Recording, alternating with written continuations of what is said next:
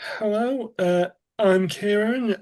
Joining me is Paul Dergarabedian, head of uh,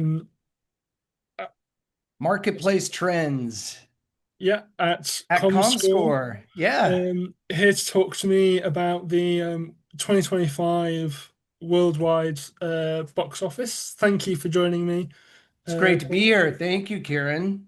And I'm just wondering to start with if you could give sort of a brief overview of the 2025 box office Yes.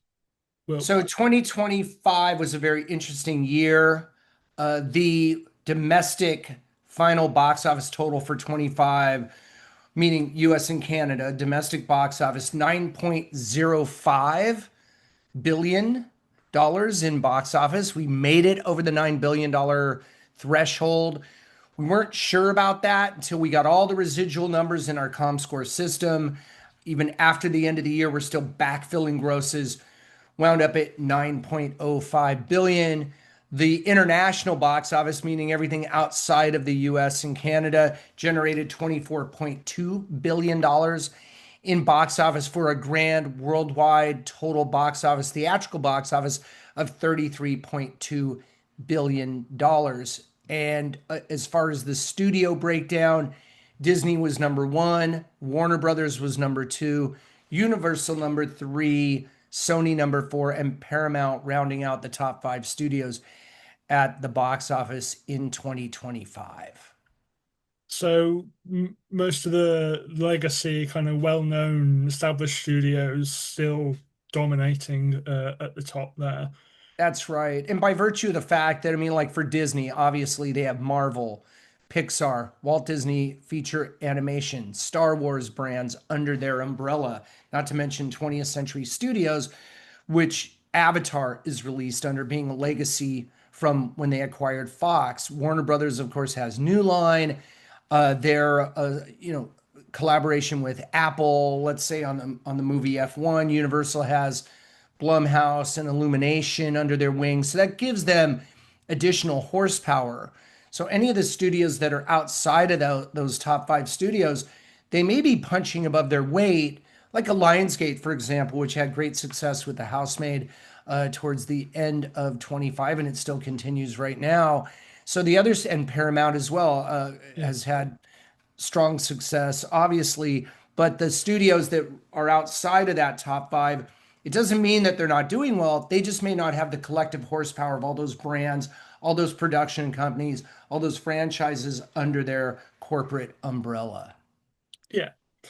And so, with some of the sort of the key successes, I guess, and flops of 2025, what are sort of the big lessons that studios and cinemas should take Yeah. away from the year?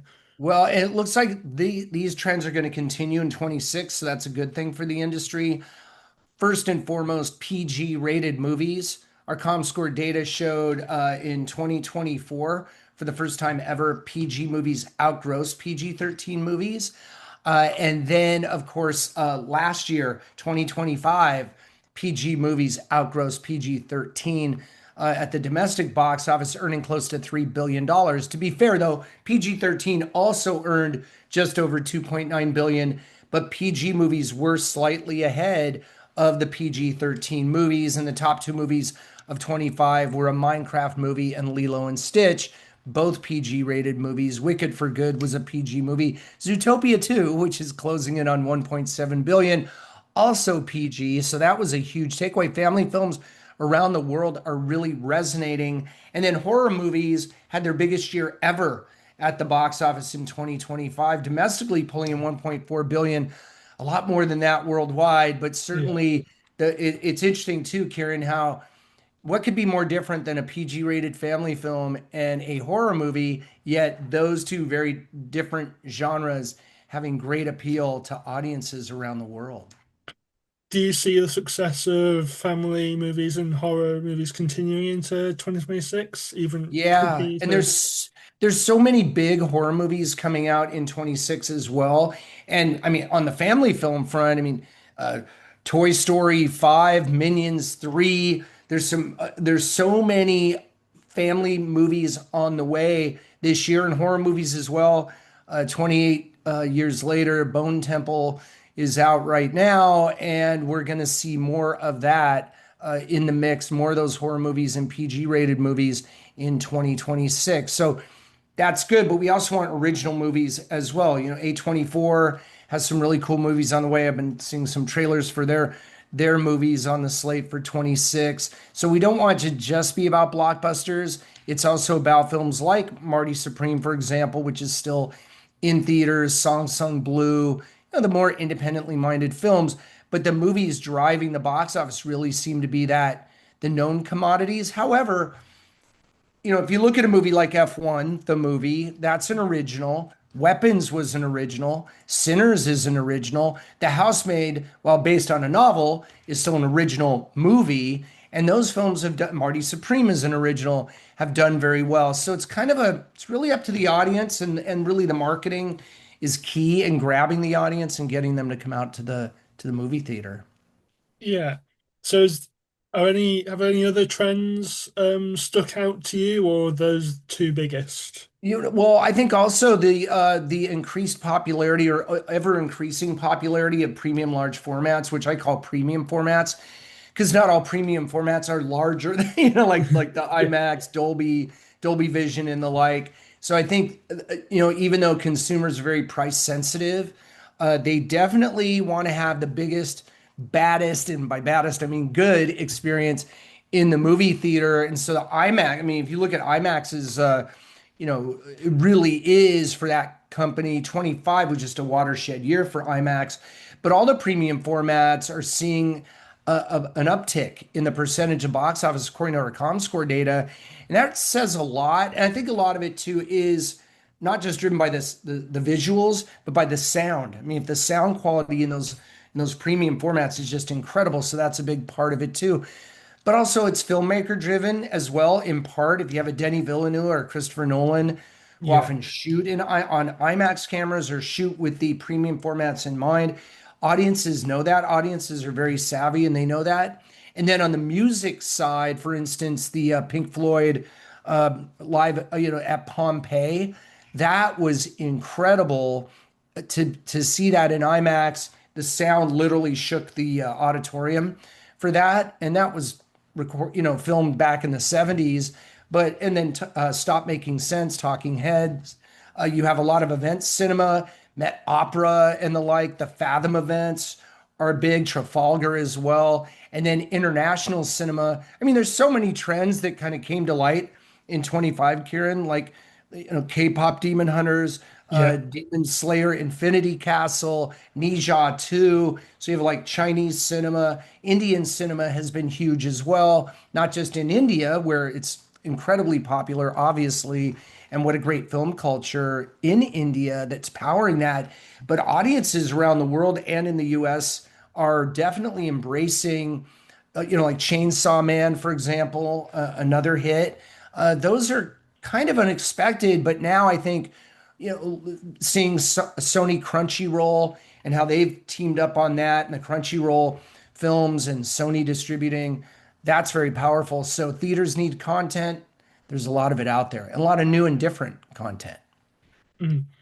What was the most unexpected surprise to come out of Well, 2025 you for know, you? there's a lot, but I think Sinners, just the way that movie came along in April of 25 and blew the doors off the box office after a pretty dismal first quarter for movie theaters, and then that, you know, that just led into a Minecraft movie, and so April was incredibly strong, and that was really important. Now this year in 26 we have the Super Mario Galaxy movie coming out in April. And I think we're going to have to really be patient because, you know, we have Scream 7 coming up. Bone Temple, 20 years later, Bone Temple is out there. But it's going to be a minute before we get like the $100 million domestic openers and the kind of movies that could potentially generate $500 million or $1 billion or more globally. It's kind of reminiscent of 25, where it really we relied on 3 quarters of the year, second, third, and fourth quarter, to kind of, you know, punch above their weight to get us to the $9 billion at the domestic box office and the $33.2 million globally. So I wish we had a more orderly slate, meaning big films every month. And there are big films, but by big, I mean mega blockbusters that drive huge box office, $100 million debuts. We're Yeah, going to have to wait a little bit to get there. But I mean, with that slate, I mean, The Devil Wears Prada 2, interestingly, kicks off the summer of 26. But then again, we're going to have a new Christopher Nolan movie. Obviously, Odyssey is coming out. That's a huge deal. The new Tom Cruise movie from Alejandro Inarritu, Digger, that comes out in October. Just a lot of big movies on the slate. It's really pretty exciting. Kieran, I'm just wondering if you think that Doomsday is going to, stay there like on December 18 of 26, Dune Part 3 and Avengers Doomsday, they're slated for the same date. I don't yeah. think that's exactly Barbenheimer, but because those two movies were very different. Curious what you think of that. Will they blink? Will somebody move? Or are they going to just stay on that? I wonder. I think they'll see because to me they would attract sort of similar same audiences, whereas Barbenheimer attracted Yeah. wildly different audiences, so it was able to Hmm. be a success because of that. Yeah. Whereas I said Doomsday, I think someone will blink, really because also like the length you got to consider like the length of the films because Oh, I'm yeah. imagining they'll be quite long, so that will sort of tie cinema screens up as well. That's true. Yeah, because you're probably talking 3 hours each or something like Yeah, that. And yeah, that's really interesting for me. But maybe they're getting a big bump just out of right now that they are opening on the same date. That I guess theoretically, or it is raising awareness for both movies because it's kind of a novelty yeah, item. But yeah, you're right. I mean, they are very, very similar movies, whereas Oppenheimer and Barbie were I mean, they didn't even have the same rating. They were, they had different MPA ratings. They were completely different audience demos. I don't think Barbie was 3 hours. no, Oppenheimer was close to that or around that. But yeah, the running time does make a difference. And and two there, but maybe there's just, you've got Spider-Man Brand New Day opening, you've got the animated Spider-Man movie opening in 26. Again, Minions 3, Toy Story 5, so many, Scream 7, so many big movies on the way, but most of them are known IP. I just hope, as we had in 25, we can have some originals break out. And horror movies tend to buck the trend of needing to be part of known IP. yeah, Even, like Megan 2.0 didn't fare as well as many had thought, even though it was a sequel to a really well liked first installment. But then Weapons and Sinners came along. People didn't really know what those were, but they played very well. So horror movies audiences seem to like to be surprised, shocked, and thrilled in a movie theater by those films. yeah. So, do you think how long do you think it will take for studios? You mentioned about sort of we're relying on three quarters again. How Yeah. long do you think it will take for it to even out? I don't know because it should have happened this year, right? Because we kind of, I mean, the strikes that affected production and then the release calendar. I think we can put that to bed. I mean, I don't. There could be a residual effect at this point, but maybe it's a strategy that works. I mean, look, 25 ultimately wound up at 9 billion, over 9 billion domestically, but I don't know. I would prefer that all the weight not be put on the shoulders of second, third, and fourth quarter. But we do have Avatar and Zootopia and The Housemaid, Marty Supreme, Song Sung Blue, and now Bone Temple will open. We had Primate open, previously this year, Primate and Greenland 2 Migration.